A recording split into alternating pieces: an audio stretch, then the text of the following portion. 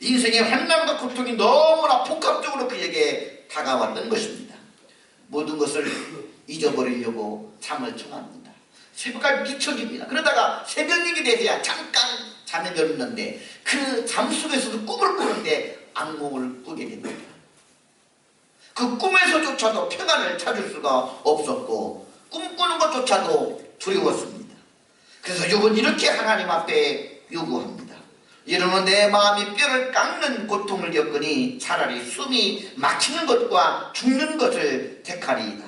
내가 생명을 싫어하고 영원히 살기를 원하지 아니하오니 나를 놓으소서 내 날은 헛것이니이다. 그의 고통을 뼈를 깎는 고통이라고 표현하고 있습니다. 하나님 차라리 죽여주세요. 여기서 삶이 끝나는 것이 내게는 좋습니다. 하나님 앞에 죽여달라고 할 정도로 그는 너무나 큰 고통에 시달립니다. 여러분은 올 한 해를 살아오면서 어떤 고통을 겪으며 살아오셨나요? 각자가 느끼는 고통은 다르지만 자기 입장에서는 자기 고통이 최고로 크다고 생각할 수가 있습니다. 이렇게 욥의 고통을 이야기했어도 제3자의 고통이고 나의 고통이 더 커 보이게 되고 더 크게 느껴지는 것이지요. 우리 인생의 고통은 늘 친구처럼 따라다니고 있는 것을 볼 수가 있습니다. 2장 나의 허물을 깨닫게 하라. 저녁밥을 잘 먹고 제가 거실에 앉아서 차를 마시며 여유롭게 TV 리모컨을 가지고 뉴스도 보면서 앉아 있었습니다. 그런데 주방 쪽에서 좀 소리가 요란스럽게 납니다. 주방 설거지 소리가 좀 크게 나는 것이지요. 접시들이 부딪히고 또 닦은 그릇을 쾅 놓고 평소보다도 제 아내의 손놀림이 좀 거칠고 좀 요란스러웠습니다.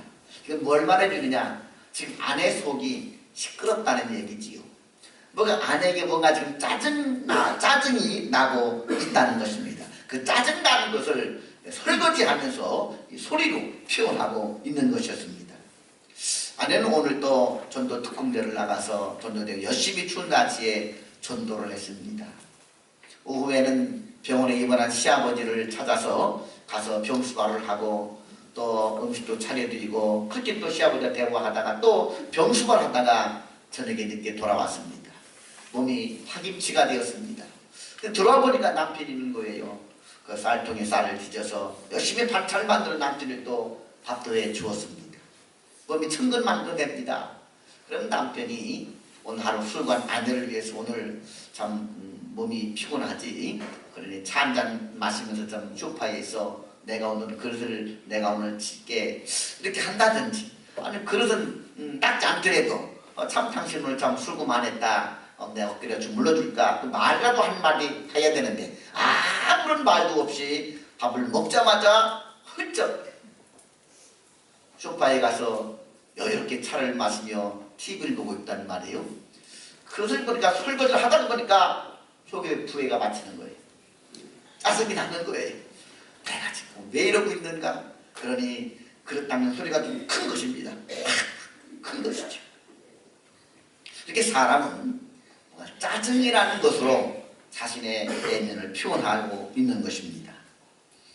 통증이 있음으로 인해 인간은 육체적인 질병을 빨리 발견하고 있는 것처럼 짜증이 있음으로 인해서 감정적, 정서적인 병을 빨리 발견해낼 수가 있는 것입니다. 그러므로 짜증이 난다고 한다면 성격적으로 문제가 있다고 생각하지 말고 짜증이 난다는 것은 지금 무엇이가 꼭 필요한데 그것이 충족되지 못하고 있다는 의미를 담고 있는 것입니다.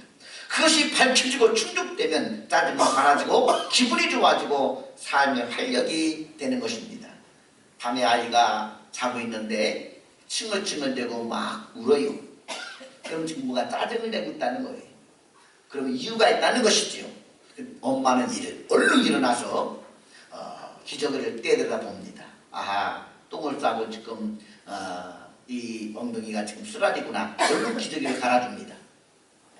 그런데 기저귀는 뽀송뽀송한데 애가 울어요. 아하, 배고픈가 보다. 얼른 젖을 물려줍니다. 짜증을 충족시켜 주죠. 그럼 아이가 또 편안하게 새근 잠을 잡니다. 짜증은 감정의 표현. 그걸 다시 충족시켜주기만 하면 짜증이 풀어지게 되고 정서적 안정을 찾게 되고 삶의 활력이 되는 것이지요.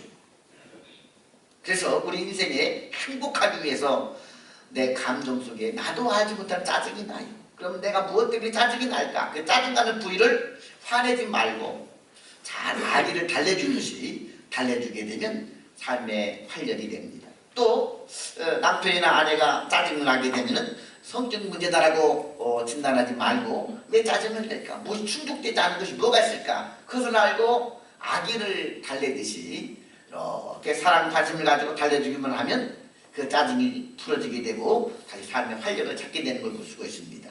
이 짜증만 잘 다루어도 참 작은 행복을 느끼며 살 수가 있는 것이지요. 이유 없는 짜증은 없다는 것입니다. 마찬가지입니다. 욥은 친구들에게 이렇게 부탁을 합니다. 내게 가르쳐서 나의 허물된 것을 깨닫게 하라. 그럼 내가 잠잠하리라. 지금 내가 이렇게 너무 큰 고통을 받고 있는데 뭐가 이유가 있을 것이다. 내가 허물 때문이라고 한다면 내가 무엇 때문인가? 그 허물이 내 허물이 뭔가 좀 가르쳐줘야.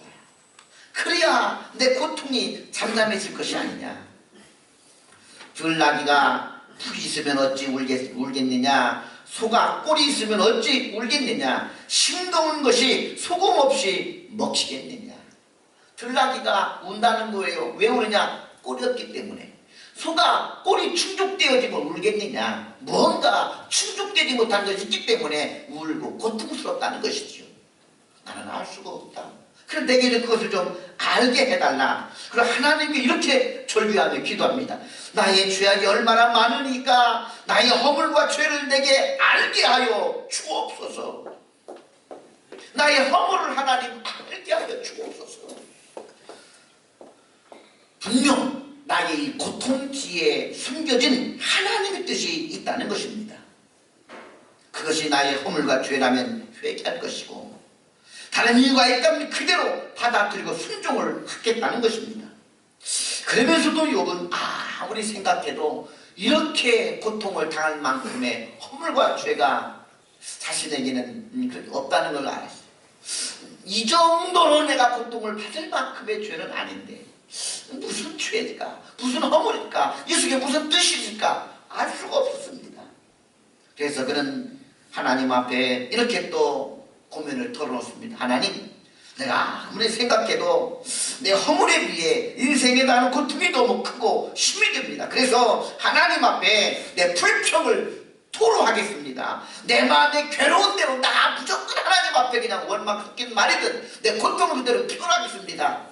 하나님도 이해하시지요. 그러나 하나님, 그렇다고 해서 저를 정죄하지는 마세요. 다만 무슨 까닭으로 나와 더불어 하나님이 이 고통을 통해서 변론을 하시고자 하시는지 알게 하여 주옵소서. 이 말이 무슨 말입니까? 지금 뭔가 하나님이 나와 대화하고 싶다는 거예요. 변론을 하고 싶다는 거예요. 뭐를 통해서? 이 인생에 닥친 고통을 통해서. 자, 보세요. 우리가 내 몸에 알 수 없는 위가 소화도 안 되고 자꾸 이렇게 머리가 좀 아프고 도대체 이게 뭘까? 그러면은 의사를 찾으라. 이 병을 통해서 의사와 변론을 나눕니다. 요즘 좀 과학을 하고 있습니까? 뭐 신경을 쓰는 게 있습니까? 이 병을 통해서 변론을 해요. 의사와. 지금 욥의 생에 엄청난 고통이 찾아와. 하나님, 도대체 이 내 인생에 찾아온 고통을 통해서 하나님이 나와 대화하고자 하는 것이 무엇입니까? 나와 변론하고자 하는 것이 무엇입니까? 내 허물이 있다면 알게 하여 주시고 뭐 다른 이유가 있다고 한다면 알게 하여 주옵소서. 내가 답답합니다. 사실은요, 내 인생에 나가는 고통보다도 그 고통 뒤에 숨어있는 원인을 모르기 때문에 더 불안한 것이지요. 내 몸이 아픈데 원인을 찾을 수 없고 그러면 괜히 불안합니다. 이것저것 검사를 해봤을 때 요거다 딱 나오면은요, 몸은 아파도 그래도 마음은 편안합니다. 이건 엄청난 삶의 육체적 고통을 느끼고 있어요. 더 불안한 것은 이유를 알 수가 없다는 거예요. 그러니 좀 이 이유를 좀 알게 하여 주옵소서. 지금 하나님 앞에 이런 기도를 드리고 있는 것입니다. 그런 다음 그는 계속해서 하나님과 대화를 해나가다가 나중에 이런 결론을 내리게 됩니다. 그러나 내가 가는 길을 그가 아시나니 그가 나를 단련하신 후에는 내가 순금같이 되어 나오리라. 할렐루야. 내가 이렇게 고통을 당하는 원인은 다 알 수가 없다. 그러나 한 가지 확실한 것은 뭐냐? 하나님께서 내 인생에 개입하고 있다는 것입니다. 내가 가는 길을 하나님은 아십니다.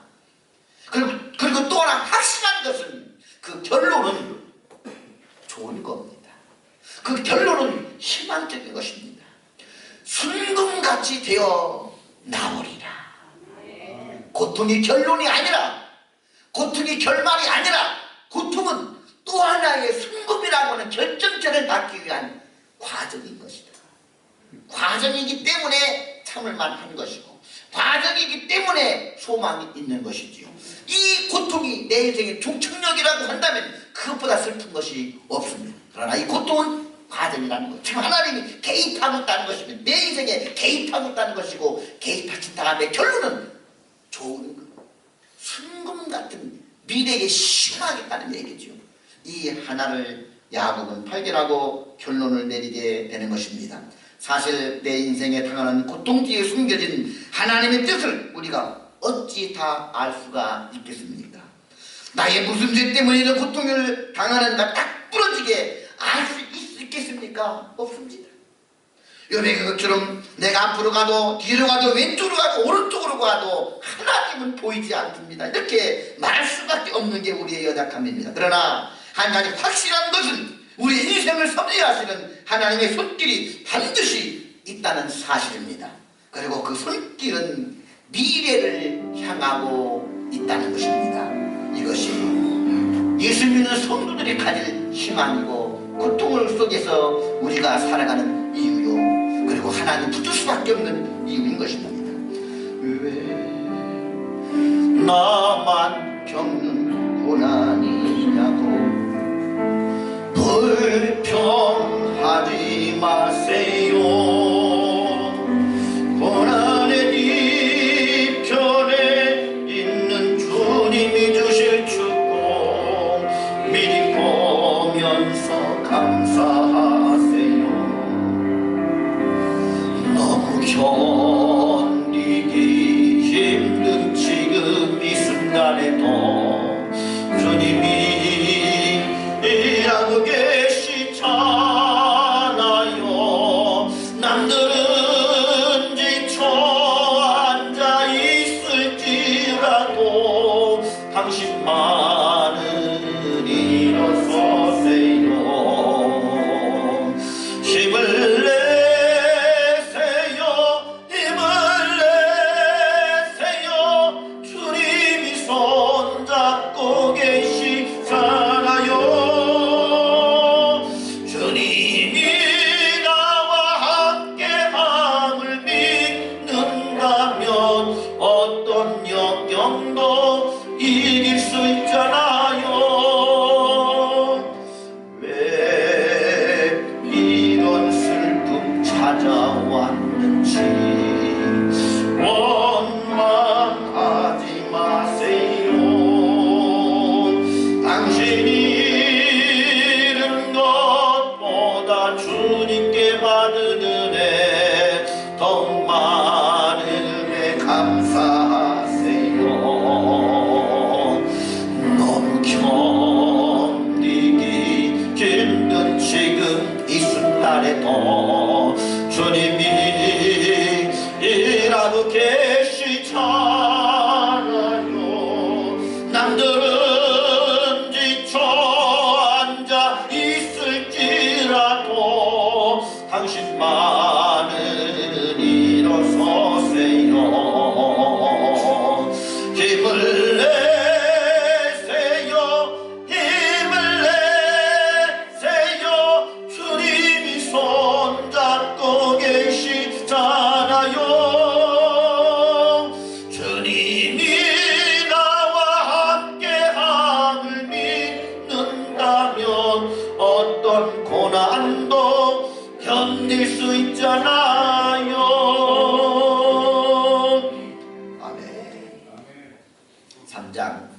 위로와 기쁨을. 그런데 이렇게 고통 속에 절규하던 욥에게서 위로라는 말과 기쁨이라는 단어가 튀어나온다는 사실입니다. 우리 10절 말씀을 같이 읽어보겠습니다. 시작. 그러할지라도 내가 오히려 위로를 받고 그칠 줄 모르는 고통 가운데서도 기뻐하는 것은 내가 거룩하신 이의 말씀을 거역하지 아니하였습니다. 자, 내가 오히려 위로가 되는 게 있다. 지금 고통은 아직 끝나지 않았는데도 불구하고 이 고통을 받아왔는데, 그런데 지금 오히려 위로가 되는 게 있다는 것입니다. 그리고 이 고통 가운데서도 기뻐한다는 거예요. 무엇 때문에 지금 욥이 위로가 되고 기쁨이 있다는 것입니다. 그건 한마디로 내가 거룩하신 이의 말씀을 거역하지 않고 살아온 이것입니다. 지금 이 순간도 내가 하나님의 말씀을 거역하지 않고 있다는 겁니다. 이것이 지금 고통 중에서 욥에게 유일한 위로요 기쁨이라는 것이지요. 어떤 누가 무슨 말로 위로하고 기쁨이 되겠습니까? 그런데 그 무엇도 기쁨과 위로가 되지 않는데 이 고통 중에서, 뼈를 깎는 고통 중에서 위로가 되는 게 있다는 걸, 그게 뭐냐?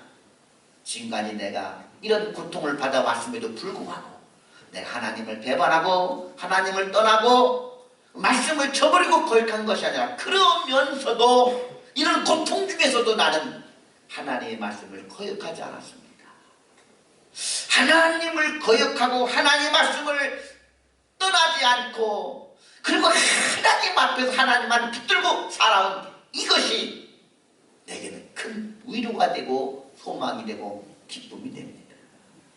만일 내가 힘들고 어렵다고 해서 실족하고 넘어지고 하나님을 원망하고 하나님 말씀을 거역했다고 한다면 어쩌면 지금 고통 중에서도 불안했을 것입니다. 그런데 이런 고통 중에 내가 장례는 할 수 없지만 불안하지 않은 것은, 이 고통이 그나마 위로가 되는 것은 내가 지금까지 하나님 앞에 정직하게 살아왔다는 겁니다. 아멘. 지금 하나님 말씀을 거역하지 않고 살아온 이것입니다. 그리고 지금 이 고통의 순간에도 내가 하나님을 붙들고 있다는 것입니다. 이것이 나의 위로가 되고 이것이 나의 기쁨이 됩니다.